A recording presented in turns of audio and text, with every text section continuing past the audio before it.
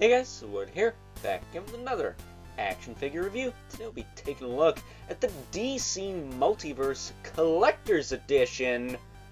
Not 100% sure about that title.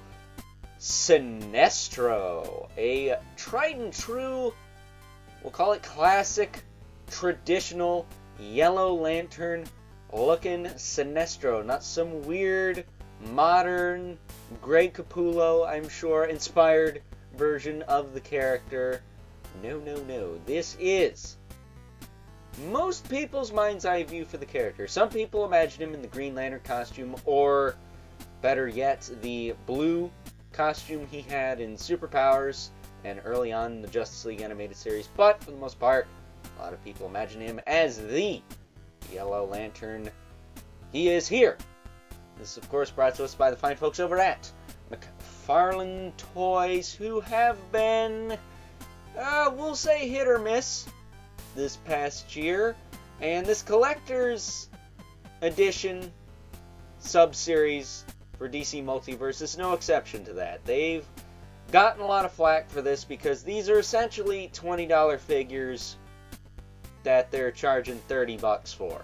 And not all of them have a ton of accessories or 100% unique sculpts, which we kind of come to expect with the $20 figures in the DC Multiverse line. So I'm not quite sure what's going on here, but we're going to talk about it. So with that being said, let's cut to the chase and get right into the meat and taters of this review, starting off with Sinestro's accessories. He, of course, comes with a Yellow Lantern, which, not perfect, but I do kind of prefer the McFarlane Toys lanterns to the Mattel DC Classics ones because they're less fragile. They are a little gummy in the handle here. The handles don't articulate, which I don't really see the point of that because most of the time the lanterns are always like this.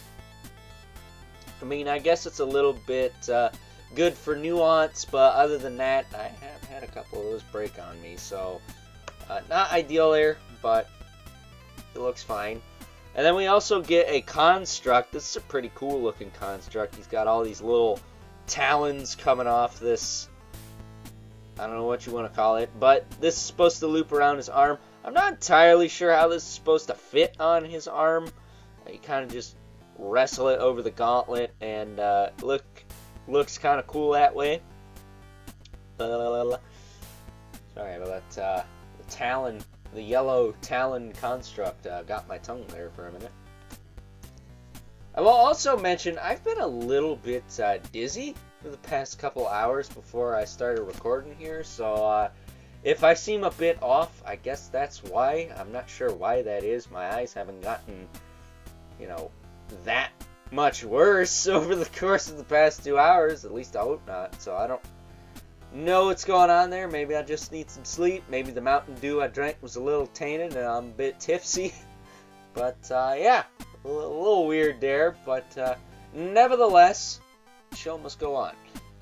That said, Sinestro does come with a collectible trading card with a bio on the back that you can pause and read at your own leisure. But long story short, he was Green Lantern, trained Hal Jordan, turned into a massive douchebag, and then became the first Yellow Lantern. That said, we also get this handy-dandy, kind of crap, kind of cool, I guess, if you're a simp that's into this, card stand that you can place the collectible trading card in. If I wasn't effed off, I would be able to do this a little better. There we go. So there you go. You can display that next to Sinestro if you want on your shelf. Or, like most people, probably throw it right in the garbage because who gives a shit? I mean, seriously. Does somebody care about this? Really? This card stand right here? This is obviously not meant for people who like the figures, because I don't know anyone who gives a shit about these card stands.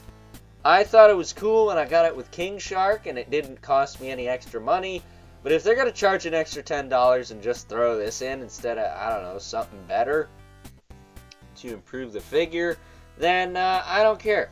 That's dumb.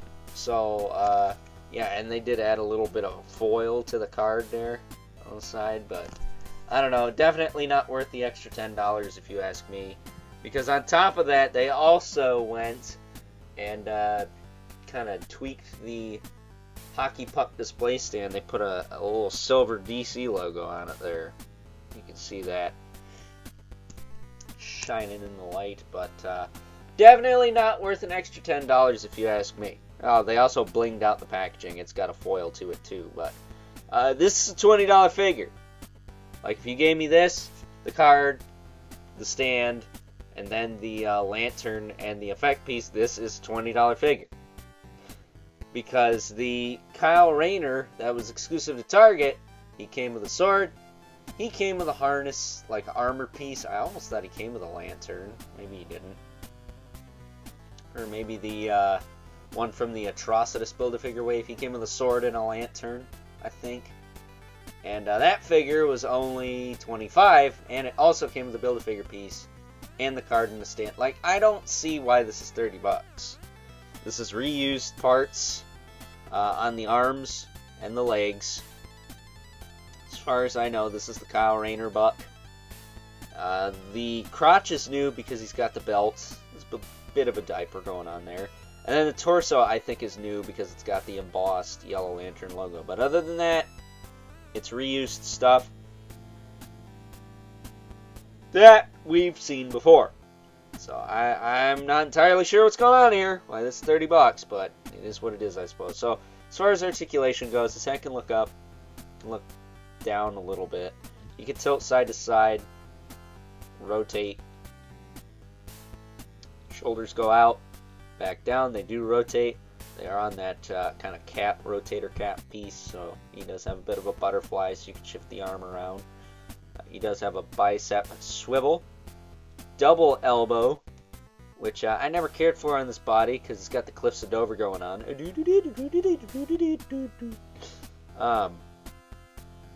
He does have the ball hinge wrists, so you can rotate the top and the bottom there. He's got a grip hand for the lantern and a fist hand with the ring on it on the left side. Now, am I not mistaken, but don't they have like a Nazi band that goes on their arms, the Yellow Lanterns? Maybe you didn't always have that, but the Mattel DC Classics Yellow Lanterns I have, they all have that band. Whether it's Scarecrow, Batman, Sinestro, they all have that band. So I'm not sure if that's a thing, or if that was a one-off for the comic, or what, but I don't really miss it, but I'm just saying, is it supposed to be there? Is it on the card? That'd be a good place to look. I can't really tell, but here's the card again. That said, his torso can shift forward a little bit, back a little bit with both joints. You can rotate it, but I don't want to make it loose. The waist does rotate. Fine. The hips can kick forward a little bit, hindered by the diaper, which they just need to cut a little here. They got it going in front of the leg. Yeah, of course it's not going to go very far. It's going in front of the leg. I guess if you put it out to the side, you can get the hip up more, but you're going to stretch the diaper out. I assume most people don't want to do that. He can kick out to the side. I think he's got a little thigh cut, not a ton. He's got a double knee, which again has the Cliffs of Dover going on. If you don't know that song, you're missing out. Does have the swivel in the ankle with the hinge, not too loose but not too tight either. And then he has the rocker with a toe joint, which is placed alright on the foot. It's not too far back, and it locks into place, so it's not overly loose, but it could be a little better. Could be a little better. Joints are not the tightest thing on this guy, but they're not overly loose either, so why don't we give him his lantern here. It can be easier said than done to pop in the hand. There we go. There we go. That works. And he can carry it around like a man purse.